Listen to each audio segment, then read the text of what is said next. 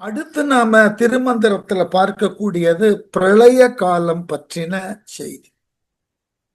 இந்த பிரளயம் அப்படின்றது இப்ப எல்லாருக்கும், தமிழோடு தொடர்புடையவர்கள் அனைவருக்கும் ஒரு பெரிய இடர்பாடு எங்க வருகிறதுன்னா, இது எல்லாம் தமிழ்ல எழுதப்பட்டிருக்கு, ஆனா தலைப்புகள் சில வடமொழியில சொல்லப்பட்டிருக்குன்னாக்க, இந்த இலக்கியம் தோன்றிய காலத்துல நடைமுறையில இருக்கக்கூடிய தமிழ் பேச்சு வழக்கு என்னவோ அதை கொண்டுதான் அவர்கள் தலைப்பிட்டிருக்கிறார்கள். அதனால இது தவிர்க்க முடியாது. ஏன்னா இதே காலத்துல எழுதப்பட்ட நடன இலக்கண நூலுக்கு பேரே பஞ்சமரபுன்னு தான் பேர்.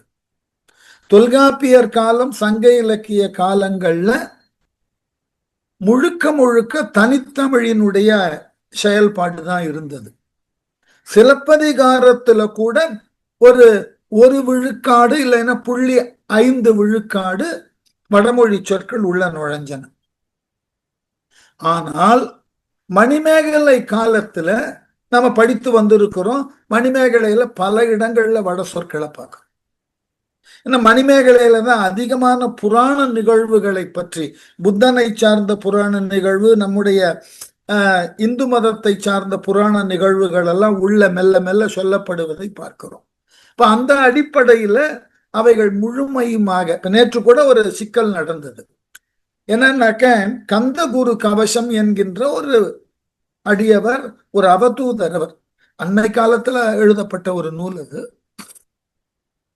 அதுல எழுதுகின்ற பொழுது முருகனை குறிப்பிடக்கூடிய இடத்துல சில இடங்கள்ல ஸ்கந்தன்னு குறிப்பிட்டிருக்கார், சில இடங்கள்ல கந்தன்னு குறிப்பிட்டிருக்கார். இது எனக்கு அந்த விழாவில் எனக்கு முன்பு பேசின சுதா சேஷையன் அவர்கள், இந்த மாதிரி கந்தன்னு எழுதப்பட்டிருக்கு, அவர் எப்படி எழுதியிருக்கிறாரோ அப்படியே தான் நாம உச்சரிக்க வேண்டும், அதை நாம மாற்ற முடியாது. இன்னும் அவதூதர்கள் அவர்கள் எழுதுகின்ற பொழுது அவர்களுக்கு உள் ஒளி எழுதுகிறார்கள், அதனால அதற்கு என்ன முறையெல்லாம் நமக்கு தெரியாது அப்படின்னு அவர்கள் பங்களிப்பாக சொன்னார்கள். அப்ப நான் அதற்கு முடிவு சொல்லும் போது சொன்னேன், இல்ல, இந்த அவதூதர்கள் சொல்லக்கூடிய சொற்கள்ல சிலது பரிபாஷையா இருக்கும், அதாவது மறைபொருளை தரும், சிலது வெளிப்படையான பொருளை தரும். ஆனா இந்த கந்த ரெண்டுமே ஒரு மறைபொருளுக்கு உண்டான சொற்கள், அது வெளிப்படையான பொருளுக்கு உரிய சொற்கள் அல்ல. இப்ப வடமொழியில ஸ்காந்தம் என்பதிலிருந்து கந்தன் வருகிறான். ஸ்கந்தன் அதாவது ஒளியிலிருந்து தோன்றியவன். ஆகவே அவன் ஞான காரகன் என்பதை பரிபொருளாக சொல்லணும். ஆகவே அந்த பரிபொருளாக சொல்லுவதற்காக அவன் ஒளி வடிவிலிருந்து வந்தவன். சிவனது நெற்றிக்கண் ஒளி அப்படின்னு சொல்றதுனால ஸ்காந்தம். அதனால்தான் வடநாட்டுல ஸ்காந்தம், அதிலிருந்து வந்தது ஸ்கந்தன் அப்படின்னு எழுதுவார்கள். தமிழ்ல கந்தன் என்பது கா ஒலி போட்டு எழுதுறோம்னா, தமிழ்ல கந்தில் அப்படின்னா சிவலிங்கம், பொதியில் கந்தில். தமிழ்ல கந்துன்னு சொன்ன, இப்ப ஆங்கிலத்துல சொல்றோம் இல்லையா, இன்ஃபினிட்டின்னு, அளவிலி. அந்த கந்திழி அப்படின்னா அளவிலி. இறைவனாகிய சிவனுக்கு கால அளவு கிடையாது, ஆற்றல் அளவு கிடையாது. அதனாலதான் எண்குணத்தானை சொல்லும் போது வரம்பில் ஆற்றல் உடைமை, அளவில் அருளுடைமைன்னு எழுதினார் பரிமேலழகர். அதனால அந்த அடிப்படையில பார்த்தாங்க, கந்தில் அப்படின்னு சொன்னா கந்து வழிபாடுன்னா சிவலிங்க வழிபாடு. அந்த கந்தின் மகனாக தோன்றியவன் கந்தன். அப்ப இங்க ஒன்று ஒளி வடிவானவன், அது ஞானம், இங்கு உருவம் இல்லாதவன். அதனாலதான் தமிழ் மரபுல முருகனை அழகுன்னு சொல்லுகிறோம். அழகு என்பது உணரத்தக்கது, அது நம்முடைய பார்வைக்கு உட்பட்டது அல்ல. அதனால இந்த ரெண்டு சொல்லிலையும் பரிபாஷை ஒன்று, அவன் உணரத்தக்கவன் கந்தன், அவன் ஒளி வடிவானவன் ஸ்கந்தன். இந்த பரிபாஷையை சொல்றதுக்கு தான் அந்த இடத்துல அந்த சொற்கள் வருகின்ற பொழுது அதற்கு ஏற்றாற் போல பொருள் இருக்கும். அதே போல இந்த பிரளயம்ன்ற சொல்லும் அப்படித்தான். பிரளயம் என்பது ஒரு யுகம் முடிந்து அடுத்த யுகம் தோன்றுதல். இது ஏன் சொல்லப்படுகிறதுன்னு கேட்டாக்க, ஒன்று நினைவில் வைத்துக் கொள்ள வேண்டும். இந்த யுக கணக்குகள் 4 விதமான யுகம் சொல்லுகிறோம். ஒவ்வொரு யுகத்தினுக்கும் கால அளவு சொல்லுகிறோம். அந்த கால அளவு முடிந்ததன் பின் யுகங்கள் 4 முடிந்து, இந்த 4 யுகங்களும் முடிந்ததன் பின் மீண்டும் உருவாக்கப்படுகிறது. அப்படி உருவாக்கப்படக்கூடியதற்கு இந்த 4 யுகங்களை போல் 72 யுகங்கள் சேர்ந்தது மகா யுகம். இதெல்லாம் சொல்லப்பட்டு இருக்கக்கூடிய கணக்குகள். இதுல என்ன ஒரு குறிப்புனாக்க, ஒவ்வொரு யுகமும் ஒரு பிரம்ம கற்பமாக பிரிக்கப்படுகிறது. ஒரு யுகத்துக்கு ஒரு பிரம்மன் கிடையாது. ஒரு யுகத்துல பல பிரம்ம கற்பங்கள் இருக்கும். அதாவது பிரம்ம கற்பம்னாக்க பிரம்மனை தோற்றுவித்து அவன் உயிர்களை தோற்றுவிக்கிறார். அந்த பிரம்ம கற்பத்தினால் தோன்றக்கூடிய உயிர்களை ஒவ்வொரு காலகட்டத்துல ஆளுதற்கு மனு உருவாக்கப்படுவார். அவ்வாறு மனு உருவானதற்கு பிறகு, அதனாலதான் நாம் என்ன சொல்றோம், அந்த மனுவினுடைய ஆட்சி காலத்தை மன்வந்தரம்னு சொல்லுவோம். மனுவினுடைய ஆட்சி காலம் மன்வந்தரம். அப்ப ஒவ்வொரு அளவிலையும் இப்ப நாம இருக்கக்கூடிய மன்வந்தரத்துக்கு பேரு வேறு. தைவசியன்னு பேரு. சுயாம்பூன்றது இந்த யுகம் தோன்றிய காலத்துல இருந்த முதல் மனு. அதற்கு பிறகு இது 11வது மனுவாக இப்பொழுது ஆண்டு கொண்டு இருக்கிறார். தைவசியர் அப்படின்றவர் 11வது மனு. இதற்கு பிறகு மற்ற மனுக்கள் இவர்களினுடைய காலங்கள் எல்லாம் முடிந்ததன் பின் இந்த கலியுகம் முடிய போகிறது. சொல்றோம் இல்லையா, கலியுகத்திற்கு எத்துணை ஆண்டுகள்னு கேட்டாக்க 4 லட்சத்துக்கு சொல்லுவார்கள். அதுல இப்பொழுதுதான் நம்ம ஃபர்ஸ்ட் குவார்டர்ல இருக்கோம். சொல்லும் போதே, சங்கல்பம் சொல்லும் போதே என்ன சொல்றோம், பிரதமே பாதே. பாதம்னு சொன்னா கால்னு அர்த்தம் சன்ஸ்கிரிட்ல. முதல் கால்ல இருக்கும் இல்லையா, கால் 1/4. அந்த பாதம்னாக்க கால்னு பேரு. அந்த முதல் கால் அளவுல நம்ம இப்போ இருக்கோம். இதுக்கப்புறம் இந்த குவார்டர் முடியறதுக்கே ஒண்ணு பல ஆயிரம் வருஷம் இருக்கு. இப்பவே இந்த கலியுகத்தின் கொடுமையை தாங்க முடியல. இதற்கப்புறம் 2வது காலாண்டு, 3வது காலாண்டு, 4வது காலாண்டு எப்படி இருக்கும்னு கொஞ்சம் கற்பனை பண்ணி பாருங்க. அதனால இந்த செயல்களினுடைய அழுத்தம் கூட கூட பிரளயம் தோன்றும். பிரளயம் எங்கிருந்து தோன்றும்னாக்க, இப்ப நமக்கு சில உண்மைகள் எல்லாம் இப்பொழுதுதான் கண்டறியப்பட்டு வருகின்றன. பூமிக்கு அடியிலேயே மிக பெரிய அளவுல நீர் இருக்கிறது. கடல், இப்ப வெளிய புறநிலையில காணக்கூடிய கடல் அளவு நீர் பூமிக்குள்ளேயும் இருக்கு. அப்போ இந்த பிரளய காலத்துல புறநிலையில இருக்கிற நீரும் அகநிலையில இருக்கிற நீரும் ஒன்று சேரும் போது ஒரு பெரிய நீர்க்கோளமா மாறிடும். அந்த நீர்க்கோளம் உயிர்கள் எல்லாம் அதனுள் ஒடுங்கும். மெல்ல இந்த பூமியினுடைய சுழற்சி, அதனோடு மற்றைய கோள்களினுடைய ஈர்ப்பும் விலக்கலும், அந்த சூரிய குடும்பத்தினுடைய ஒளியும் வெப்பமும் மெல்ல மெல்ல இந்த நீரினை பூமி தன்னுள் ஈர்த்து கொள்ளுவதற்கு காலம் எடுத்துக்கும். எடுத்து கொண்டதன் பிறகு மீண்டும் நிலப்பகுதி, அந்த நிலப்பகுதிகள் உயிர்களின் தோற்றம், அவைகளின் அது பரிமாணம் மெல்ல மெல்ல வளர்ந்து அடுத்த யுகத்தை உருவாக்கும். இந்த அறிவியல் பூர்வமா சொல்லணும்னா இவ்வளவுதான். இது ஒரு அடிப்படையான ஒரு தத்துவமாகவே சொல்லி கொண்டிருக்கிறோம். அப்ப அந்த பிரளய காலம் வருகின்ற பொழுது சில அடிப்படையான இறை ஆற்றல்கள் தொடர்ந்து வரும். அப்படி தொடர்ந்து வரக்கூடிய இறை ஆற்றல்ல ஒன்று சிவன் நிரந்தரமா இருப்பான்றது சைவர்களினது நம்பிக்கை. அதே போல நாரணன் நிரந்தரமாக இருப்பான் என்பது வைணவர்களினது நம்பிக்கை. இந்த பிரளய காலம் வந்து பிரம்ம கல்பம் உருவாகின்ற பொழுது பிரம்மன் நாரதன் நாபியிலிருந்து மன்னிக்கணும் நாராயணன் நாபியிலிருந்து தோன்றுகிறார். அப்படி தோற்றுவித்த நாராயணனுக்கும் தோன்றின பிரம்மனுக்குமே இடையே யார் ஆற்றலில் உயர்ந்தவர்கள் என்கின்ற சிக்கல் வரும்.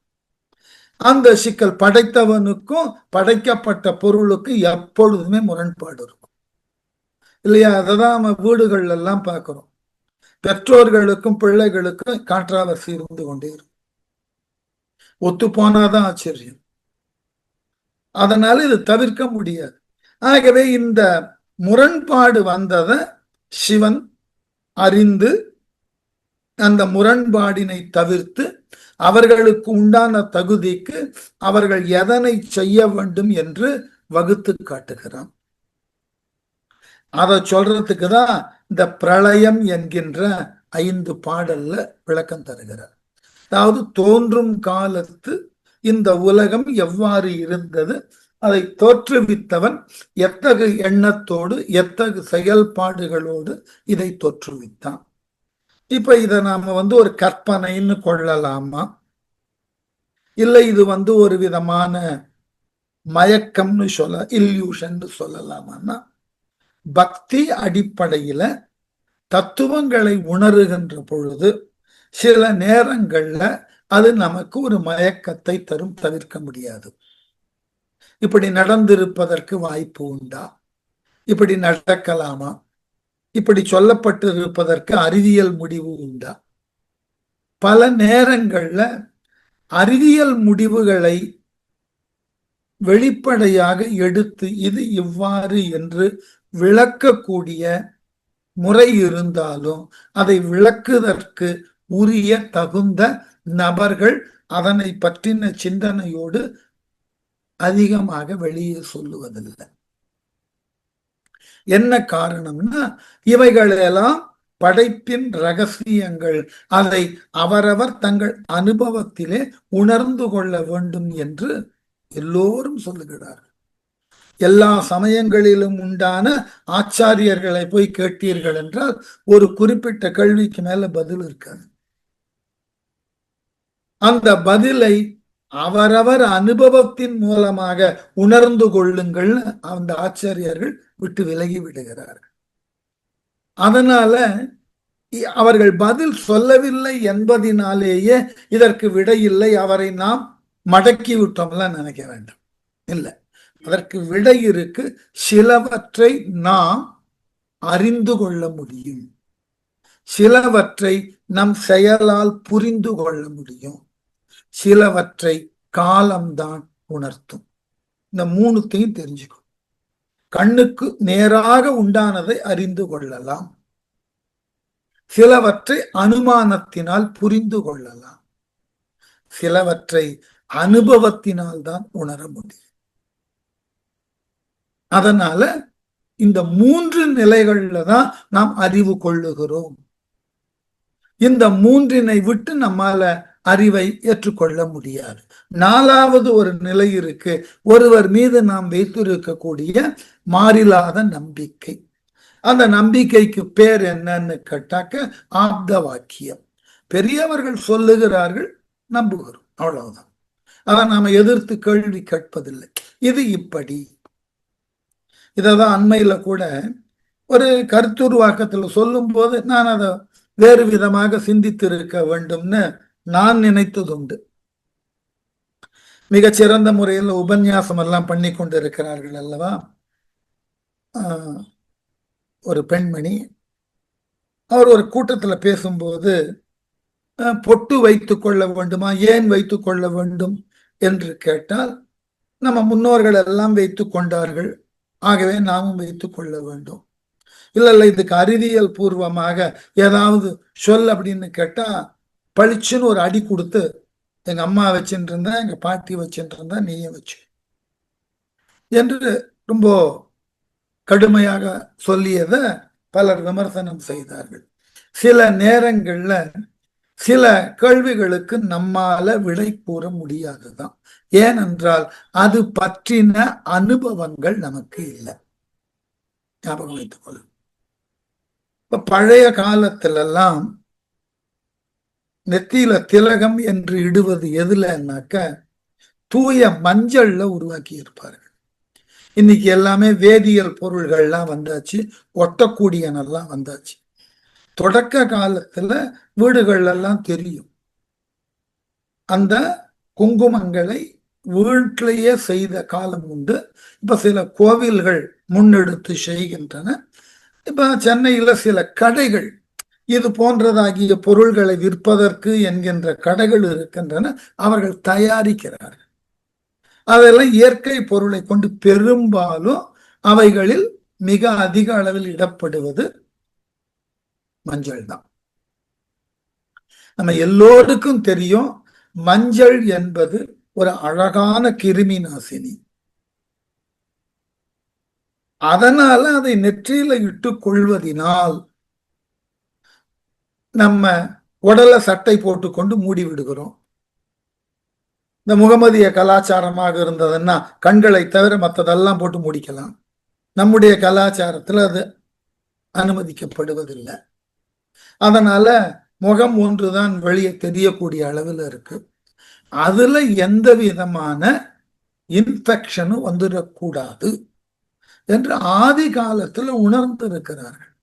மஞ்சளை போன்றதோர் மிகச்சிறந்த கிருமி நாசினி உலகத்துல இன்று வரை கண்டறியப்படலை. அது உள்ளுக்கும் உட்கொள்ளலாம், புறநிலையிலும் பயன்படுத்தலாம், அது ஒப்பனையாகவும் வைத்துக் கொள்ளலாம், உரிய உணவாகவும் மாற்றலாம். அதனால்தான் பழைய காலங்கள் எல்லாம் வீட்டு வாயில்கள்ல மஞ்சள் பூசுவார்கள். காரணம் அவைகள் கிருமிகளை உள்ளே நுழைய விடாது. ஆகவே தெரிந்த முகத்துல வெளியில செல்லுகின்ற பொழுது பல்வேறு விதமான நுண்ணுயிரிகள் நம்மை தாக்கலாம். வைரஸ், அவைகளிலிருந்து நம்மை பாதுகாத்து கொள்ள மஞ்சளை பூசிக்கொள்ளுதலும் மஞ்சளை திலகமாக இட்டுக் கொள்ளுதலும் ஒரு அறிவியல் பூர்வமான செய்தியா இருந்தது. இப்ப நாம சொல்லலாம், நாங்கள் எல்லாம் முகத்தை மூடிக்கொண்டு, இன்னைக்கு பெரும்பாலான பெண்கள் எல்லாம் அவர்கள் வாகனத்துல செல்லும் போது பார்த்தீர்கள் என்றால் கண்ணை தவிர மீது எல்லாம் ஒரு பெரிய துணியை கொண்டு மூடி அப்படிதான் பயணிக்கிறார். அப்படி இருந்தால் யாரும் கேட்க போவதில்லை. நோக்கத்தை சொல்லிடும். அது இன்றைய அடிப்படையில எப்படி கையாளப்படுகிறது நமக்கு கவலை கிடையாது. அது போல இந்த பிரளயம் என்பது ஒன்று முழுமையுமாக முடிந்து பிரிது ஒன்றினுடைய தொடக்கம். அதான் பிரளயம்னு பேரு. அந்த பிரளய காலத்துல இந்த 3 தெய்வங்களும் எப்படி செயல்பட்டன. இந்த 3 தெய்வங்களை நீங்கள் உருவங்களாக பார்க்காதீர்கள். அது பின்னாடி உருவம்லாம் கொடுத்துட்டோம். ஒன்று தோன்ற வேண்டும்னு சொன்னா ஒன்னு படைக்கிறதுக்குன்னு ஒரு நாலேஜ் வேணும். கிரியேஷன்றது பேஸ்ட் ஆன் நாலேஜ். அப்புறம் படைத்ததை முறையாக காக்கணும். காத்தல் என்பது எதன் அடிப்படைனா உங்களுக்கு இருக்கக்கூடிய வசதி வாய்ப்பை பொறுத்தது. மூன்றாவது, அவைகளை உரிய காலம் அதன் பயன்பாடு முடிந்தவுடனே அழிக்கணும் அப்படின்னாக்க அதற்கு ஒரு ஆற்றல். இந்த 3 ஆற்றல்ல எது உயர்ந்த ஆற்றல்? எப்பவுமே இந்த சிக்கல் வரும். அப்ப நாம என்ன சொல்லுகிறோம்? எது தன்னுள் எல்லாவற்றையும் ஒடுக்குகிறதோ அவ்வாறு ஒடுக்கக்கூடிய ஆற்றல் இருந்துதான் அவை மீண்டும் ஓங்குதலை செய்யும், மீண்டும் தோன்றுதலை செய்யும். ஆகவே எது எங்கு ஒடுங்குமோ அது அங்கு ஓங்கும் என்றால் அந்த ஆற்றல் உயர்ந்தது. அதனால சைவம் என்ன சொல்லுகிறது? சிவன் எல்லாவற்றையும் தன்னுள் ஒடுக்குகிறான். அவ்வாறு ஒடுக்கின உயிர்களை மீண்டும் ஓங்கச் செய்கிறான். ஆகவே அவன் உயர்ந்தவன். சைவத்தினுடைய விவாதம்.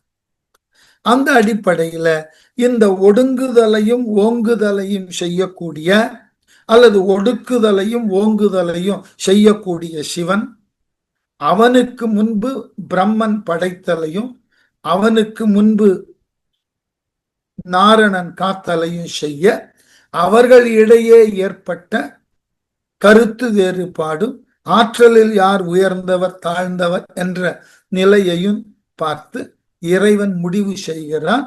உங்கள் இருவரும் நான் பணிக்கப்பட்ட பணிக்கு உரியவர்கள். ஆகவே நீங்கள் இருவரும் என்னை பொறுத்த மட்டில் எனக்கு உண்டான பணியாளர்கள், நீங்கள் இருவரும் சமமானவர்கள் என்று அதனை விளக்குவதற்காக இந்த பிரளய காலத்து நிகழ்வை எடுத்துக் கொள்ளுகிறார் திருமூலர். எந்த ஒன்றும் தோற்றம் என்கின்ற ஒன்றிலிருந்துதான் பேசப்பட வேண்டும். அப்ப இந்த உலக உயிர்கள் தோன்றுவதற்கு எது அடிப்படைனா பிரளய காலத்துல ஏற்பட்ட வெள்ளம். அதனாலதான் இன்றும் மற்றைய மதங்கள் எல்லாம் கூட பாருங்க, நீங்க கிறிஸ்தவர்கள்ட்ட போய் கேட்டீங்கன்னாக்க இன்றிலிருந்து 1400 ஆண்டுகள், அதுக்கு முன்னாடி இருந்த ஆண்டெல்லாம் ஒத்துக்கவே மாட்டோம். என்ன காரணம்னா அவர்களினுடைய டெட் சீ ஸ்க்ரோல்ஸ் பிரகாரம் நோவா ஃபிளட்டுக்கு அப்புறம் தான் எல்லாமே உருவாகின அவங்க கணக்கு. அப்ப நோவா ஃபிளட் உருவானதுல இருந்து அவர்கள் உயிர்களினது தோற்றம் அதற்கு உண்டான காலம்னு எடுத்துக்கொள்ளுகிறார்கள். நாம என்ன சொல்றோம், இந்த நோவா ஃபிளட் மாதிரி பல பிரளயங்கள் உண்டு. ஒவ்வொரு பிரளய காலத்திலும் இறைவன் முன்னின்று பிரளயம் அடங்கியதன் பிறகு உயிர்களை உயிர்ப்பிக்கிறான். இது எல்லா மதங்கள்லையும் இது ஒரு குழப்பம். உயிரினுடைய தோற்றுவாய் என்பது ஒரு பெரிய குழப்பம். அத உணர்வின் அடிப்படையில புரிந்து கொள்ள முடியும். அதை இந்த அடிப்படையில் தான் விளக்க முடியும்ல நம்மால வரையறுக்க. அதை வரையறுத்து விளக்குவதற்கு அதற்கு உண்டான துறையில தொடர்ந்து கற்று பக்குவம் அடையும். ஆகவே அவைகளுக்குன்னு தனித்துறை இருக்கு, அதுக்குள்ள போய் ஈடுபடும். ஈடுபட்டால் என்று அந்த துறை தரக்கூடிய விளக்கம் புரியாது. அதனால நாம இந்த இடத்துல பிரளய காலத்துல என்ன நிகழ்ந்ததுன்றத செய்தியா படிக்கிறோம். இவ்வாறு நிகழ்ந்திருப்பதற்கு வாய்ப்பு உண்டான்னு கேட்டா இந்த துறையிலே ஆழங்கால் பட்டு கற்க அதனது உண்மை வெளிப்படும். அது வரைக்கும் நாம இதை செய்தியாக திருமந்திரத்துல எழுதப்பட்ட பாடலின் விளக்கமாக தான் பார்க்க முடியும். அதனால்தான் நான் திருமந்திரம் நடத்துகின்ற பொழுது சொன்னேன், தொடக்கத்திலேயே பாடலையும் பாடு பொருளையும் விளக்குகிறேன். அதன் கண் உண்டான துறை சார்ந்த அறிவை அவரவர் அனுபவத்தினால்தான் உணர முடியும். ஒருவர் உணரக்கூடிய அனுபவத்தை நான் என்ன வார்த்தைகளை கொண்டும் விளக்க முடியாது, வாய்ப்பு கிடையாது. அதனால இந்த பிரளய காலத்தையும் உணர வேண்டும். ஒன்று இது தத்துவத்தில் சொல்லப்பட்டது. அவரவர் வாழ்க்கையில மனத்தளவுல நாம் சில நேரங்களில் பிரளயங்களை சந்திக்கிறோம். நமக்கு ஏற்படக்கூடிய பேரிழப்பு, அந்த பேரிழப்பினால் அமைக்கப்படக்கூடியது பிரளயம்தான். அந்த இழப்பினால் ஏற்படக்கூடிய பிரளயத்தை உணர்ச்சி பூர்வமாக பார்க்கிறோம். மெல்ல அந்த உணர்வு அடங்குகிறது. அடங்கினதன் பிறகு இனி அடுத்து என்ன செய்வது? தோற்றம். அவ்வாறு தோன்றக்கூடியவற்றை எப்படி முறையாக நாம் காலம் முழுவதும் பாதுகாப்பது? அது சஸ்டைன், காத்தல். இது தவிர்க்க முடியாதது. அவரவர் மனத்துல அவரவர் வாழ்க்கைக்கு ஏற்றாற்போல் சில பிரளயங்கள் தோன்றும். அதுக்குதான் சொல்லுவேன், தாரையினுடைய புலம்பலை சொல்லும் போது அரசே யான் இது காண அஞ்சினேன்னு எழுதினான் கம்பன். இப்படி நீ விழுந்து கிடப்பதை இறந்து கிடப்பதை காணுதற்கு நான் அஞ்சுகிறேன். பிரளயம். அந்த பாட்டு தாரை புலம்பலினுடைய கடைசி பாட்டை எடுத்து படிச்சு பார்த்தீங்கன்னா தெரியும், நடத்திருக்கோம். என்றால் இன்ன பண்ணி இன்னலோடும் ஒன்றா உள் உணர்வு ஏதும் உற்றில். இப்படி இவ்வளவு 13 பாட்டுல தன்னுடைய கணவனுடைய மரணத்திற்கு புலம்பின தாரை மனதளவுல எந்த விதமான அமைதியையும் அடையல. ஒன்றா உள் உணர்வு ஏதும் உற்றிலல். அறிவுன்னு எழுதல கம்பன். மனதை படுத்திக் கொள்வதற்கு உண்டான எந்த ஒரு உணர்வு பூர்வமான முடிவும் அவளுக்கு கிடைக்கல. அப்படிப்பட்டவளை ஹனுமன் அணுகி, அம்மா நடந்தது நடந்து விட்டாயிற்று, போய் நீ கிருஷ்ணகிரியில இரு அப்படின்னு அனுப்பி அங்கதனை அழைத்து வாலிக்கு உண்டான இருங்கடன் செய்வதாக பாட்டு போகும். அப்போ அதன் பிறகு பிரளயம், வாலி இறந்தான், தாரை வாழ்க்கையில பிரளயம் வந்தாயிற்று. நீ அடுத்தது என்ன செய்யணும்? ஆகவே ராமன் சொன்னான் சுக்ரீவனை கூப்பிட்டு, இவள் இருக்கிறாளே உன் சகோதரனது மனைவி அப்படின்னு பார்க்காதே நீங்க,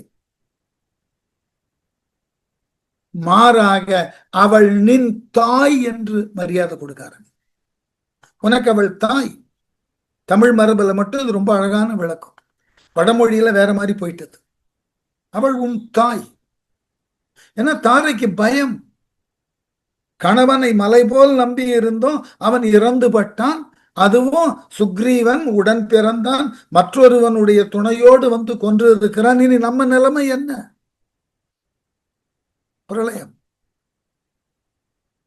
அவளுக்கு இருக்கக்கூடிய பயம், மகன் ஒருவன் இருக்கிறான் அங்கதன். அப்போ அந்த பிரளயம் அடங்கின உடனே, அந்த துக்கம் அடங்கின உடனே மகனை இனி முன்னிலைப்படுத்தணும். அவனுக்கு உண்டான ஒரு தோற்றத்தை கொடுக்கணும். ஆகவே கிஷ்கிந்தேலவ ராஜ மாதாவா இருக்க. சுக்ரீவன் தன் மகனை போலவே அங்கதனை காத்தான். பின்னாடி ராமாயணத்துல ராமன் படையெடுக்க கூடிய நிலையில தனக்கு அடுத்த பொறுப்பு அங்கதனுக்கு காத்தன். இது எல்லார் வாழ்க்கையிலும் நடக்கக்கூடிய விஷயம். நாம எதிர்பாராமல் நமக்கு ஒரு பெரியதாகிய இழப்பு வரும். அது பிரளயம்தான். அந்த இழப்பிலிருந்து நாம் விடுபட்டு நம்மை நாம் காத்து நாம் இனி அடுத்தது செய்வது என்ன என்பதை தோற்றுவித்து அதை முறையாக நிலைநிறுத்தி கொள்வதற்கு தான் பாடுபடுகிறோம். இது அவரவர் வாழ்வில் தோன்றக்கூடிய பிரளயம்தான். அதுதான் முன்பே சொல்லினேன். நாம் என்னவெல்லாம் பிண்டமாக நின்று உணர்கிறோமோ இந்த உணர்வு எல்லாம் அண்டமாகிய வெளியிலே இருக்கக்கூடியன. அதனால்தான் மாணிக்க வாசகர் எழுதினார் திரு அண்ட பகுதியில, அண்டத்தில் உள்ளது புண்டத்திற்கு ஆம் என. எல்லோருக்கும் இந்த மாதிரியான சூழ்நிலை உண்டு. என்ன அடுத்து என்ன இந்த கவலை வரும் பிரளயத்தில். அப்போ படைக்கக்கூடிய ஒன்றினுக்கும் காக்கக்கூடிய ஒன்றினுக்கும் ஒரு முரண்பாடு தோன்றுதல் இயற்கை. படைத்ததினால் நான் இல்லை என்றால் இது நடக்குமா? சரி, நீ படைத்ததை நான் முறையாக காக்கவில்லை என்றால் படைத்ததன் பயன் என்ன? யோசிச்சு பாருங்க.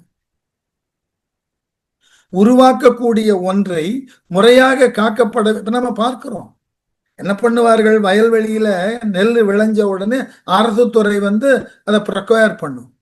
அதை முறையா பாதுகாத்து வைக்க தெரியாம திறந்த வெளியிலேயே போட்டு அடுக்கி தார்பாயை போட்டு மூடி வச்சிருப்போம். திடீர்னு மழை வரும், நெல்லெல்லாம் நனைந்து முளைக்க ஆரம்பிச்சிடும். அந்த மாதிரி ஆண்டுதோறும் நம்ம நாட்டில் ஆகக்கூடிய வேஸ்ட் இருக்குல்ல, இல்ல அதை கொண்டு போயிட்டு இந்த கிடங்குல வைத்தாலும் அங்க இருக்கக்கூடிய எலி தொந்தரவு. முறையா காக்கணும், அது செய்யல. அப்போ படைத்தவன் நான் மட்டும் படைத்து விடுகிறேன், நீ முறையாக காக்கிறாயான்னு கேட்டா, காப்பது என் தொழில், படைப்பதை பற்றி நீ இதை பேசக்கூடாதுன்னு சொல்ல முடியாது. படைப்பது முறையாக காக்கப்படுதல் என்கின்ற ஒன்றை உறுதி செய்ததன் பிறகுதான் படைப்பதற்கே நமக்கு ஆர்வம் வரும். மக்களை பெற வேண்டும்னா அவ்வாறு மக்களை பெற்றால் நாம் அந்த மக்களை முறையாக பெற்று வளர்த்து படிக்க வைத்து ஆளாக்கி இதெல்லாம் நாம கடற்பறதுக்கு நமக்கு முடியுமா? அப்புறம் தான் மக்கள் பேர். இன்னைக்கு இருக்கக்கூடிய நவீன தம்பதியர்கள் ரொம்ப அழகா முடிவு செய்கிறார்கள், எங்களுக்கு குழந்தைகளே வேண்டாம். அதை யாரு வளர்த்து ஆளாக்க, அந்த பொறுப்பெல்லாம் எனக்கு வேண்டாம். பார்க்கிறோம். அப்போ இங்க படைப்பும் காத்தலும் ஒன்றை ஒன்று அவாவி நிற்கின்றன. ஒன்றுக்கு ஒன்று உதவியா இருக்கணும். அவர்களுக்குள்ளே முரண்பாடு வந்தால் உலக வழக்கம், அந்த முரண்பாட்டை இறைவன் மாற்றுகிறான். அதான் முதல் பாட்டு. ஆகவே பிரளயம்ன்றதற்கு இத்தகு பின்னணி இருக்கிறது. இதன் நடைமுறையில் இருக்கக்கூடிய ஒன்றின் இழப்பினால் பிரளயம், உள்ளத்துக்குள்ள அந்த பிரளயத்தை உணர்வோம். அதே உலகளாவிய நிலையில இந்த பிரளயம், இந்த யூனிவர்ஸை அழிவது போல, அதற்கு விளக்கம் தருகிறார். அப்படித்தான். ஆகவே அவரவர் மனத்தில் வரக்கூடிய பிரளயம்தான் உலகளாவிய நிலையில மாபெரும் பிரளயமாக சித்தரிக்கப்படுகிறது. அதை புரிந்து கொள்ள வேண்டும். ஏனென்றால் நமக்கு ஏற்படக்கூடிய இழப்பினால் தோன்றக்கூடிய அந்த மிகப்பெரிய கவலை என்கின்ற பிரளயம் கவலைப்படுவதனாலேயே தீர்ந்து விடுவதில்லை. ஒரு இடத்துல அதை சமாதானப்படுத்தி கொண்டு ஆக்கப்பூர்வமாக என்ன செய்வது என்று ஒன்றை யோசித்து உருவாக்குகிறோம். உருவாக்கின ஒன்ன முறையாக காப்பாத்துறதுக்கு முயலுகிறோம். முடிச்சுட்டு என்ன பண்றோம்? உரிய காலத்துல நாம அழிகிறோம். நம்மால் உருவாக்கப்பட்டது தன்னை தோற்றுவித்துக் கொண்டு அந்த பிரளயத்தை சந்திக்கிறது. இது ஒரு சுழற்சி. இத புரிய வைக்கிறதுக்கு தான் இவ்வளவு பெரிய தத்துவங்கள். அதனால எடுத்தார். கருவறை மூடி கலந்து எழும் வெள்ளத்து இருவரும் கோ என்று இகல இறைவன் ஒருவனும் நீருற ஓங்கொழியாகி அருவரையாய் நின்று அருள் புரிந்தானே. கருவறை, கருவறைனா கரிய மலைகள்னு அர்த்தம். மூடி கலந்து எழும் வெள்ளம், கரிய மலைகள் பலவற்றை உள்ளடக்கி கொண்டு மேல் எழக்கூடிய பரந்துபட்ட வெள்ளம். பெரிய பெரிய மலைகளையெல்லாம் தன்னுள் அடக்கி கொண்டு எழுந்த ஊழிக்கால பெருவெள்ளம். இப்ப பூமிக்கு மேல நிறைய மலைகள் இருக்கின்றன. உலகமே வெள்ளக்காடா மாறினா அந்த மலைகள் எங்கு போகும்? அந்த நீரினுள் அமிழும். இன்றைக்கு நிறைய பல ஆராய்ச்சிகள்லாம் உண்டு, தெரியுமா? கடலுக்கு நடுவுல பெரிய பெரிய மலைகள் இருக்கின்றன. கடலுக்கு உள்ள சில அருவிகளே உருவாகின்றன. நீங்க உங்களுடைய வலைதளத்துல போய் பார்க்கலாம். Water falls in under the ocean பாருங்க, நிறைய செய்திகள் கிடைக்குது. இப்ப பூமிக்கு மேல இருக்கிறது போல கடலுக்குள்ளும் இதே போன்றதாகிய செயல்கள் இருக்கு. இப்ப கடலுக்கு நடுவுல நிறைய மலைகள் இருக்கு. அதாவது சிலர் ஆய்வு பண்ணி சொல்லுகிறார்கள், அட்லாண்டிக் கடல்ல இருக்கக்கூடிய சில மலைகளினுடைய சிகரம் பூமிக்கு மேல இருக்கிற எவரெஸ்டை காட்டிலும் உயரமானது. அந்த அளவினுக்கு ஆழ்கடல்ல மலைகள் இருக்கின்றன. அப்ப இந்த மலைகளை எல்லாம் மூடி வெள்ளப்பெருக்கானது இந்த மலைகளை எல்லாம் தன்னுள் மூழ்கடைத்து எழும் வெள்ளம்.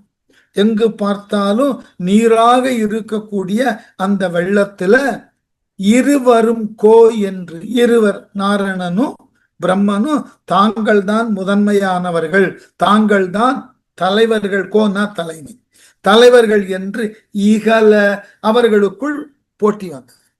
சண்டையிட்டுக் கொண்டார்கள். இகழுதல், சண்டையிடுதல். இகல இறைவன். அப்பொழுது சிவபெருமான் ஒருவனும் நீர் உற ஓங்கி, சிவபெருமான் ஒருவன்ற வார்த்தையை போட்டார்.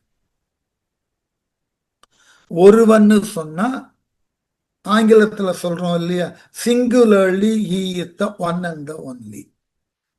ஒருவன், அவனுக்கு இணையாக அவனுக்கு துணையாக யார் ஒன்றும் இருப்பதில்லை. தன்னேர் இல்லாதவன் ஒருவன். அதனால்தான் வள்ளுவர் சொன்னார், தமனுக்கு ஓமை இல்லாதான் தாழ் சேர்ந்தார்க்கு அல்லால் மனக்கவலை மாற்றல் அரிது. தனக்கு உவமை இல்லாத ஒப்பற்றவன். அப்படியான சிவபெருமான் நீருற ஓங்கி, இந்த நீருற ஓங்கின்னா அந்த வெள்ளத்துல நீரினை வற்ற செய்து, நீர் உற வற்ற செய்து, ஓங்கி அவன் நெருப்பாக நின்றான். ஒளியாகி, ஒளினா நெருப்பு, ஒளியாகி நின்றான். அருவரையாய் நின்ற, ஒளியாகி எப்படி நின்னான்? அணுகுதற்கு அரிய நெருப்பு போலே நின்று அருள் புரிந்தான். அந்த இருவரினுடைய அறியாமையை போக்கி, இவன் ஒளின்றது ஞான ஒளி. இந்த ஞான ஒளியினால், அதனால்தான் ஸ்கந்தனை சொன்னேன், ஞான ஒளியாய் இவன் நின்று இந்த அறியாமையில் உழலக்கூடிய நாரணனையும் பிரம்மனையும் நெறிப்படுத்தி அருள் புரிந்தான். இப்போ ஒருவன் முட்டாளா இருந்து நம்ம கிட்ட கேள்வி கேட்கிறான்னா அவனுடைய அறியாமைக்காக நாம வருந்தி அவனுக்கு அறிவு புகட்டணும். இவன் அறியாது இருக்கிறானே அவனை தண்டிக்க கூடாது. நீங்க நம்ம நாட்டுல ஆசிரியர் தொழில இருக்கக்கூடிய பெரிய சிக்கல் அதுதான். ஏதேனும் கேள்வி கேட்டா இது உனக்கு தெரியாதா, இது தெரிஞ்சுக்காமையா நீ எல்லாம் பள்ளிக்கூடம் வந்திருக்கு, அவன் தெரியாது என்கின்ற ஒரு எண்ணத்தினாலதான் உன்னிடமே கேட்க வருகிறது. அவன்கிட்ட கடிந்து பேசுவதில் பொருள் இல்லை. அந்த அறியாமையை உணர்ந்து அவனுக்கு அருளுவது போல அவனது அறியாமையை போக்கணும். நான் வேடிக்கையாக சொல்லுவேன், நீங்கள் அதை எப்படி ஏற்றுக்கொள்வீர்களோ தெரியாது. என்னுடைய கல்லூரி வாழ்க்கையில நான் எந்த மாணாக்கர்களையும் வகுப்பறைக்குள்ள குவித்துக் கொண்டதே கிடையாது. நான் வேடிக்கையாக என்னுடைய மற்ற சக ஆசிரியர் பெருமக்களுக்கு சொல்லுவேன், எப்பொழுது உங்களுக்கு வகுப்பறையில் கோபம் வர தொடங்குகிறதோ அப்பொழுதே உங்கள் ஓய்வு பெறுவதை முடிவு செய்து விடுங்கள். காரணம், மாணவன் கேட்கிற கேள்வி அறியாமையில தான் கேட்கிறான். அந்த அறியாமையை போக்குதற்கு தான் நாம இருக்கோம். ஆசிரியன்னா பேர் என்ன? ஆசுன்னா குற்றம், அறியாமை. இரியன்னா நீக்குபவன். அவன் இக்னரண்டா சில கேள்வியை கேட்பான், சில கேள்வி இன்னசென்டாவும் இருக்கும், சில நேரங்கள்ல வாண்டனாவும் இருந்துட்டு போட்டமே. கேட்பதற்கு ஒரு தெளிவை கொடுக்கிறோம் இல்லையா?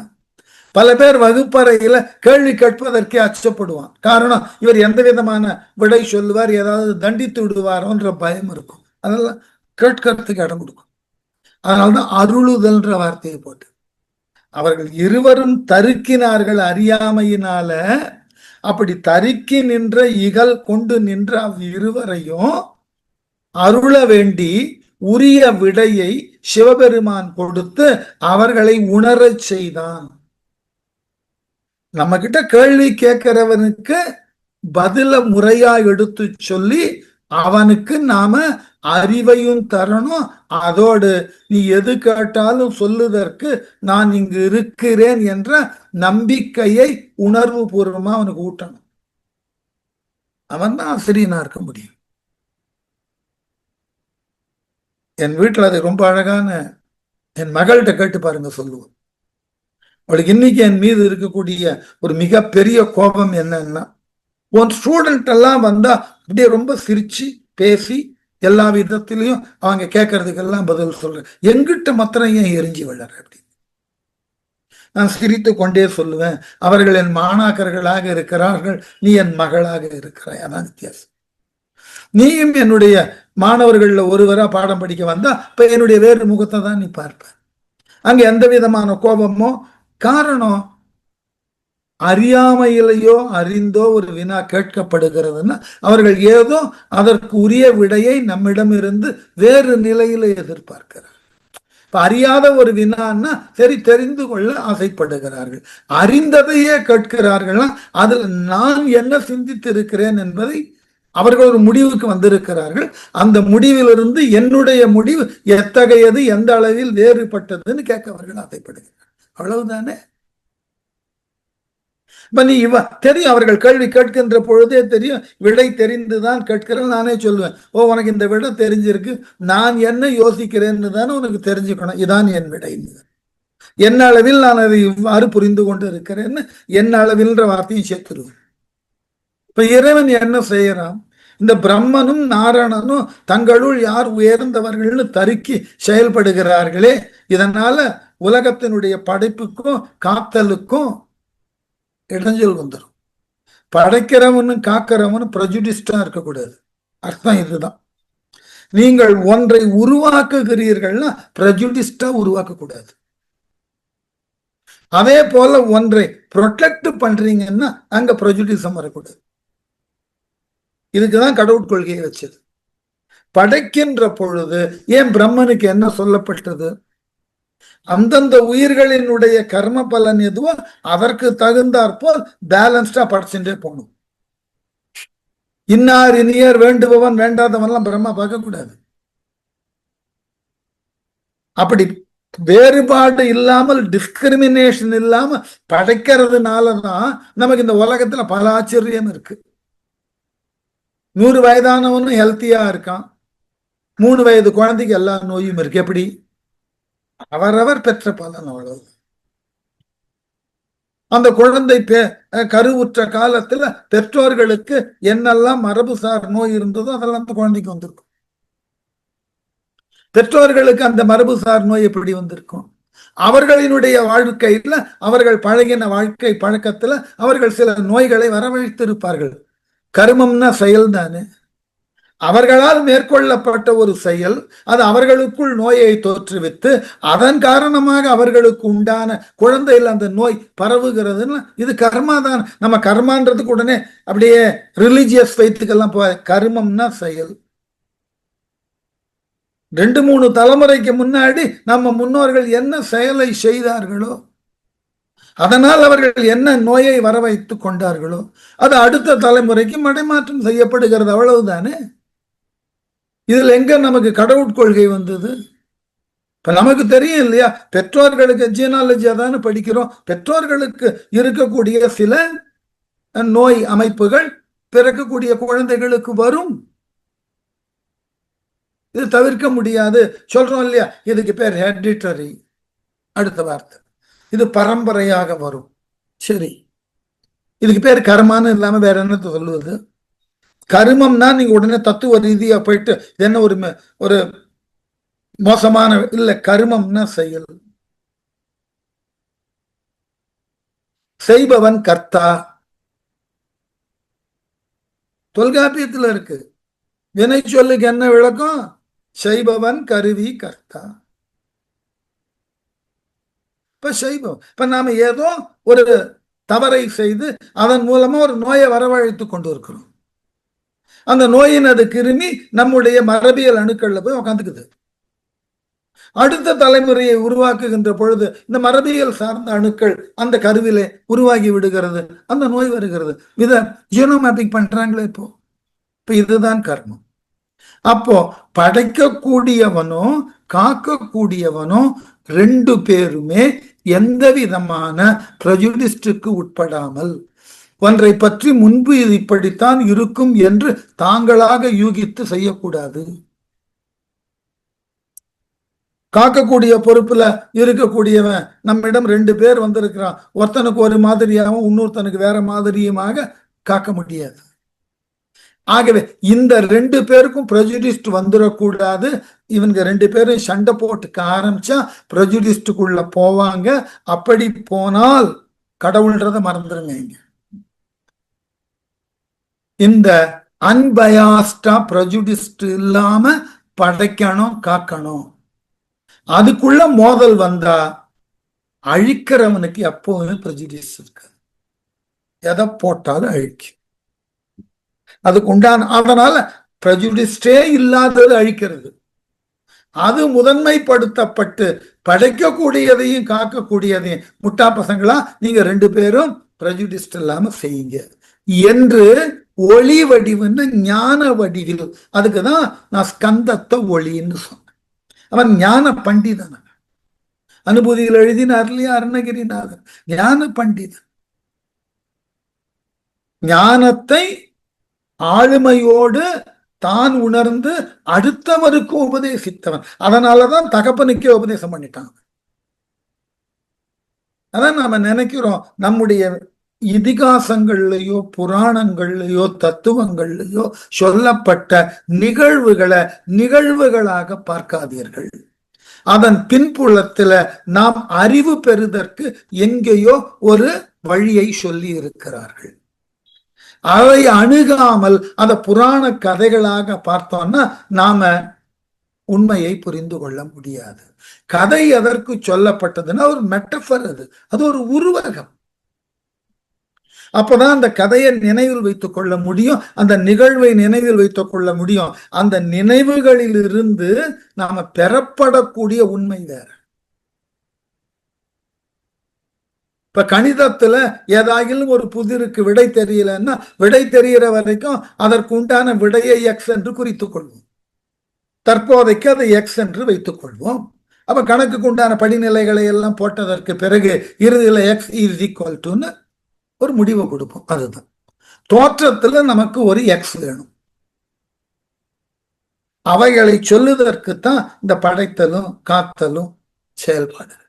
அதனால ஒளி நின்று என்ன அர்த்தம் போட்டார் பாருங்க, ஒளியாய் நின்று அவர்களை தண்டிக்கல, அருள் புரிந்தான்.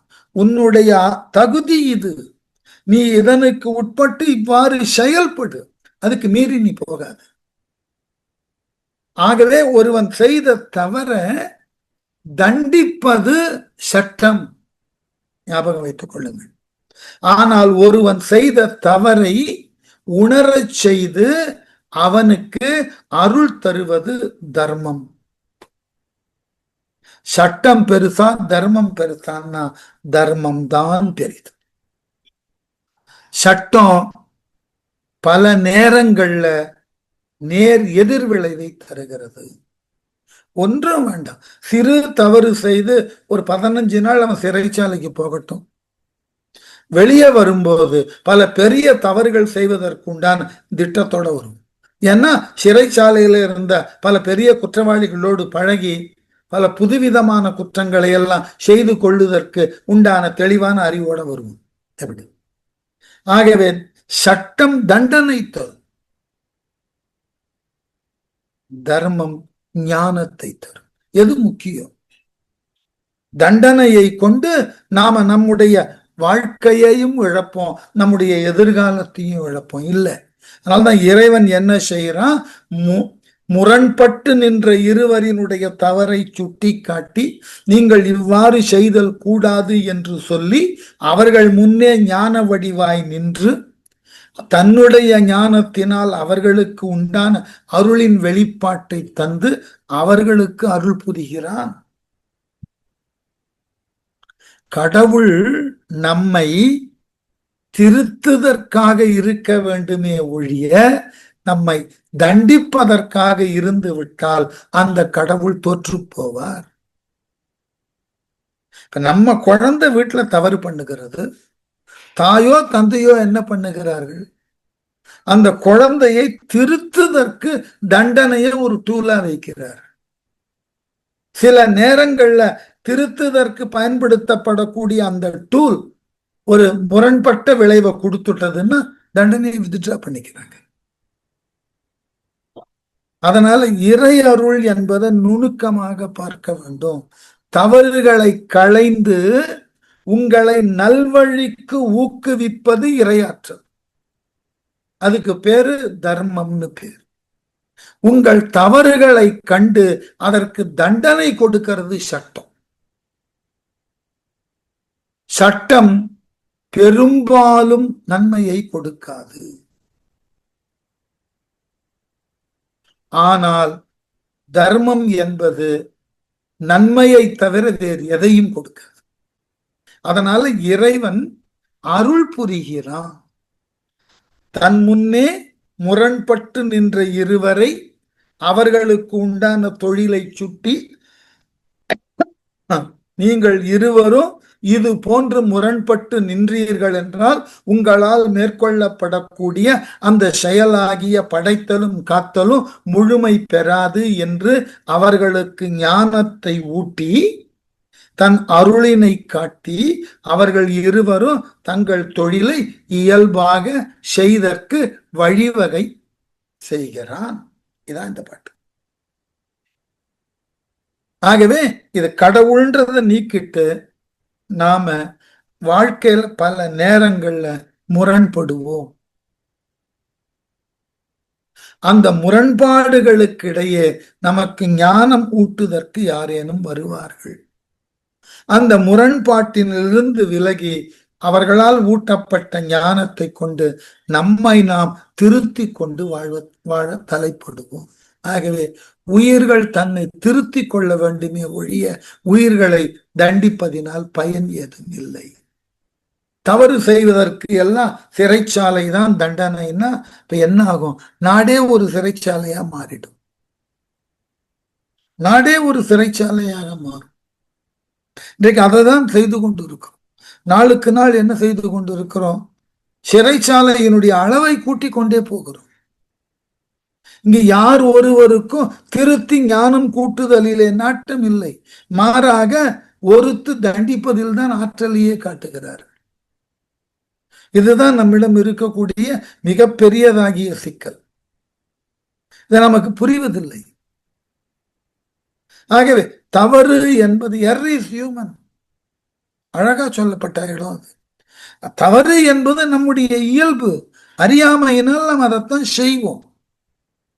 அப்ப நம்மிடம் இருக்கக்கூடிய அறியாமையை போக்க வேண்டுமா, இல்ல நாம செய்த செயலுக்கு தண்டனை கொடுக்க வேண்டுமா? நீங்க தண்டனையை கொடுத்துட்டீங்கன்னா மீண்டும் இந்த அறியாமை தொடர்ந்து செயல்படும். அடுத்த தவிர வேற விதமா செய்வோம். அவ்வளவுதானே. அதனால இறைவனது அருள் நம்முடைய அறியாமையை போக்குவதோடு நாம் தொடர்ந்து எவ்வாறு செயல்பட வேண்டும் என்ற ஞானத்தை தருவது. ஆகவேதான் எந்த ஒரு நாட்டிலும் தர்மத்தை முன்னெடுக்க வேண்டும். கீரை சூப்பு கேப்சிகம் வச்சிருக்க உசிலி, அதான் அடிக்கடி சொல்லுவது, தர்மத்தை முன்னெடுக்க வேண்டும். நம்ம சட்டத்தை முன்னெடுக்கிறோம். ஆங்கிலேயர்கள்லாம் நம்மளுடைய இலக்கியங்கள் எங்கேயாவது பாருங்க, எத்தனை நீதி நூல் எழுதிட்டோம். சட்ட நூல்னு ஏதாவது எழுதியிருக்கோமான்னு பாருங்க. திருக்குறள் நீதி நூல், 14 கணக்கில் 11 நூல் நீதி நூல். எங்கேயாவது சட்ட நூல்னு சொல்லியிருக்கோமா பாருங்க. நீதி நூல் என்பது இது இப்படி இருக்க வேண்டும், அவ்வளவுதான் எதிர்பார்ப்பு. அது நோக்கி நீ செயல்படுன்னு சொல்லுவார்கள், அவ்வளவுதான். வள்ளுவரே யோசிச்சு பாருங்களேன். கள்ளுண்ணாமைன்னு ஒரு அதிகாரம் எழுதுறார். அவர் வாழ்ந்த காலத்துல கள் உண்ணுதல் என்பது சமூக வழக்கமா இருந்தது. அதனால பல சமூக கேடை அவர் பார்த்துட்டார். ஆனால் என்ன பண்ணார்? கள் விற்பவனையோ அல்லது கள் உண்பவனையோ ஆட்சி செய்பவன் தண்டிக்கணும்னு எழுதவே இல்லை. பாட்டு யோசிச்சுப்பார். கள் உண்ணாமைன்ற முதல் குரல் என்ன தெரியுமா? உண்ணற்க கல்லை. முதல் பாட்டு இப்படிதான் ஆரம்பிக்கிறது. குரல் உண்ணற்க கல்லை. பின்னாடி படிப்போம். பா கல் சாப்பிடாதப்பா. கேட்கிறவன் உண்டால் சாப்பிட்டா என்ன ஆயிடும்? உணில் உண்க. சாப்பிடக்கூடாதான்னு கேட்கறியா? சரி சாப்பிட்டு போ. என்ன ஆகும்னு கேட்கறியா? சான்றோனால் எண்ணப்படாத. ஏன் ஊர்ல இருக்கிற பெரிய மனுஷன், ஞானிகள், அறிவில் சிறந்தவர்கள்லாம் உன்னை எதுக்கும் கன்சிடர் பண்ண மாட்டாங்க. இதை விடவா உன்னை சமூகத்துல ஒதுக்கி வைக்க முடியும்? நான் ஒரு குடிகாரன்பா, இப்போ ஒண்ணு பேசுவான், அப்போ ஒண்ணு பேசுவான், நம்பி எதுவும் கொடுக்காதீங்க. அவனுடைய பேச்செல்லாம் ஒரு பேச்சா மதிக்காதீங்க, நான் அவாய்ட் பண்ணிடுவேன். சான்றோர்கள் உன்னை தங்களோடு வைத்துக் கொள்ள மாட்டார்கள். முடிஞ்சு போச்சு. நீ இல்ல கள்ளு குடிச்சா உனக்கு இந்த தண்டனை கிடைக்கும், இந்த பஞ்சமகா பாதகம் வந்து சேரும், அதெல்லாம் ஒண்ணுமே வள்ளுவர் சொல்லல. யோசிச்சு பாருங்க. இதுக்கு பேருதான் தர்மம். தப்பு செய்யாதப்பா, செய்யு. இல்ல செய்ய போறியா? சரி செஞ்சுக்கோ. என்ன ஊர்ல உன்னை எவனும் மதிக்க மாட்டான். ஏன்னா இந்த ஊர் மக்களோட தானே நீ சேர்ந்து வாழணும். நீ தனியா வாழ முடியாது. நாளைக்கு நீ குடிகாரன் என்பதனால உன்னை எவனையும் என்டர்டைன் பண்ணலன்னு உன் நிலைமை என்ன ஆகும்? இப்படி சொல்றது தர்மம்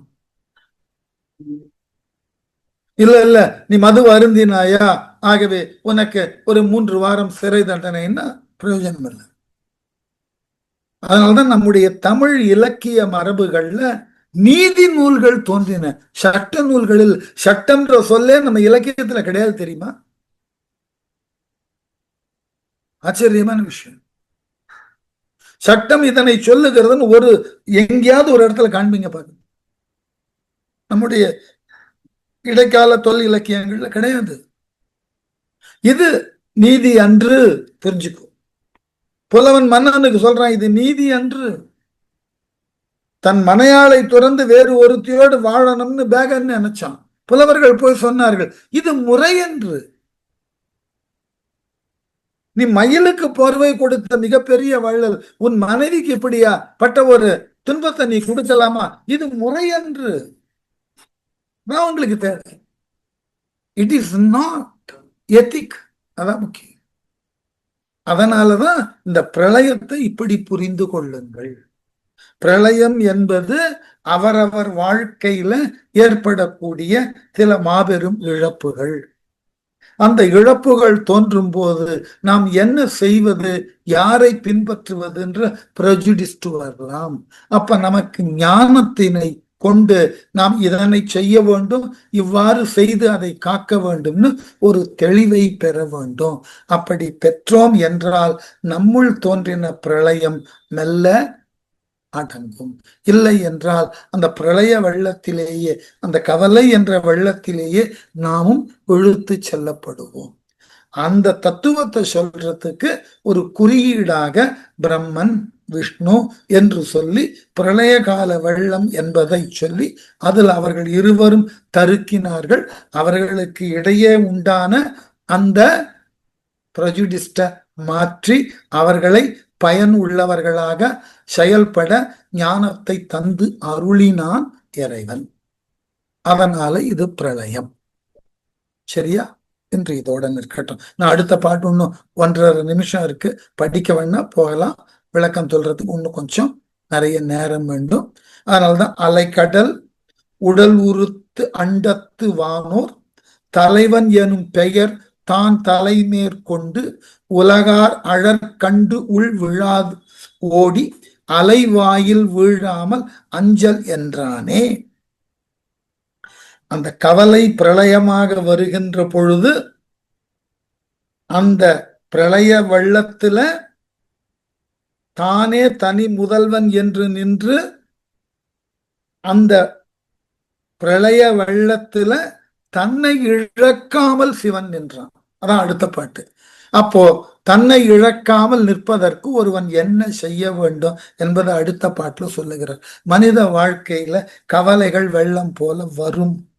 அதுல தன்னை இழக்காமல் நாம் எவ்வாறு செயல்பட வேண்டும் என்பதை அடுத்த பாட்டுல இந்த இறை குறியீடாக வைத்து விளக்குகிறார். அதை அடுத்த வகுப்புல விரிவாக பார்ப்போம். சரியா? நன்றி.